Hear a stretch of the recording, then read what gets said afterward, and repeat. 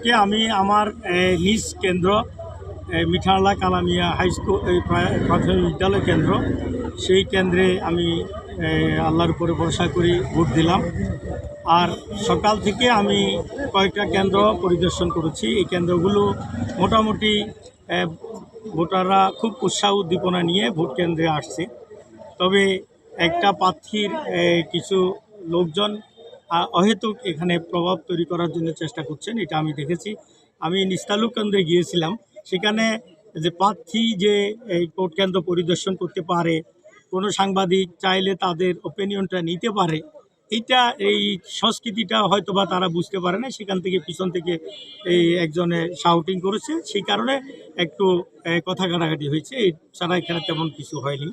আর অন্যান্য কেন্দ্রগুলোর ভিতরে আমরা ইতিমধ্যে জুলনপুর, সতমা ডিগ্রি কেন্দ্র, ইসলামপুর কেন্দ্র, এরকম কিছু কেন্দ্রে আমরা তাদের এই দলীয় কিছু লোকজন ঢুকে পড়তেছে, প্রভাব খাটাচ্ছে। আর আইনশৃঙ্খলা বাহিনীর যে মুভমেন্টটা দ্রুত করা দরকার, সেটা কিন্তু এখনও নজরে আসতেছে না। তো এই হলো বিষয়। আর জনগণের ভিতরে যে উৎসাহ উদ্দীপনা আমি লক্ষ্য করছি গত নির্বাচনী তৎপরতাকালীন সময়ে, তাদের যে ভালোবাসা লক্ষ্য করা যাচ্ছে।